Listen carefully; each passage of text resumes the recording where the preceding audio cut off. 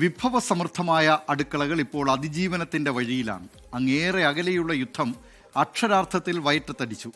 പാചകവാതക പ്രതിസന്ധി രൂക്ഷമായതോടെ 1500 വിഭവങ്ങൾ ഉണ്ടായിരുന്ന ഹോട്ടലുകളിൽ ഇപ്പോൾ വിളമ്പുന്നത് കേവലം 30 എണ്ണം മാത്രം.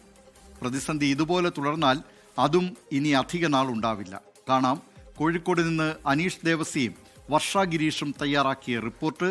അതിജീവനത്തിന്റെ പാതയിൽ അടുക്കളകൾ. LPG ക്ഷാമം രൂക്ഷമായതോടെ നഗരത്തിലെ പല ഹോട്ടലുകളും വിഭവങ്ങളുടെ എണ്ണം ഗണ്യമായി കുറച്ചിരിക്കുകയാണ്.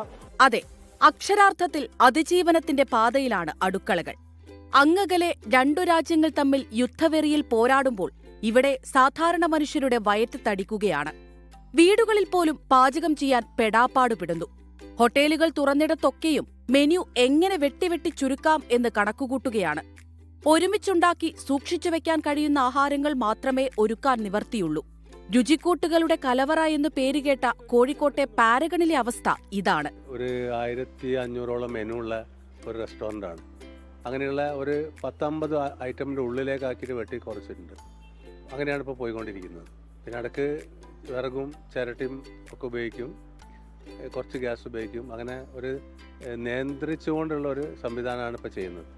ഇഷ്ടപ്പെട്ട ഭക്ഷണം കഴിക്കാൻ ഇനി എത്ര നാൾ കാത്തിരിക്കണമെന്ന് ചോദിക്കുന്നവരാണ് ഏറെയും. ഹോട്ടലുകളൊക്കെ അടച്ചു പൂട്ടാണ്. വീട്ടമ്മമാർ വളരെയേറെ ബുദ്ധിമുട്ടിക്കൊണ്ടിരിക്കുന്ന കാലഘട്ടമാണ്. ചില ഹോട്ടലുകളൊക്കെ അടച്ച് 2 ഹോട്ടലിൽ അടയ്ക്കാൻ പോവുകയാണ്. അപ്പോൾ വേറെ 2 ഹോട്ടൽ പറയുന്നത് 2-3 ദിവസം കൊണ്ട് അടയ്ക്കുന്ന പറയുന്നത്. ഞങ്ങളെ പണീൻ്റെ കാര്യമൊക്കെ ഭയങ്കര അബദ്ധമാണ്.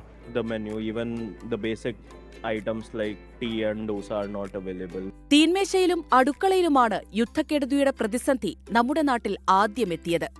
അതിജീവന പാതയിലെ അടുക്കളകൾ ഗ്യാസ് കിട്ടാതെ വിറകിലേക്കും ഇലക്ട്രിക് അടുപ്പുകളിലേക്കും വഴിമാറി. എന്നാൽ പ്രതിസന്ധികൾ അവിടെയുമുണ്ട്. വിറകിന് വില കുത്തനെ കൂടുകയാണ്.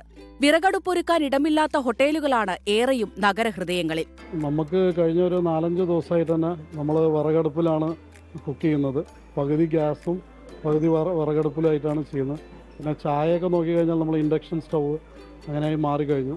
അപ്പോൾ ഇനിയിപ്പോഴുള്ള വരും ദിവസങ്ങളിൽ കുറച്ച് പ്രതിസന്ധി ആയിരിക്കും. പുകയടുപ്പുകൾക്ക് നടുവിൽ നിന്നും ഒരുപാട് സാധാരണ മനുഷ്യർ പറയുകയാണ്, പ്രാർത്ഥിക്കുകയാണ്, യുദ്ധക്കൊതിയന്മാരെ നിർത്തൂ ഈ യുദ്ധം. പാചകവാതക പ്രതിസന്ധി തുടർന്നാൽ പട്ടിണിയുടെ കാലം വിദൂരമല്ല. 24 കോഴിക്കോട്. ലോകത്തെവിടെയായാലും ഏത് സമയത്തും 24 വാർത്തകളും ഓഗ്മെന്റഡ് റിയാലിറ്റി പാക്കേജുകളും എക്സ്പ്ലെയിനറുകളും വിശദമായി കാണാൻ ഞങ്ങളുടെ യൂട്യൂബ് ചാനൽ നിങ്ങൾക്ക് സബ്സ്ക്രൈബ് ചെയ്യാം.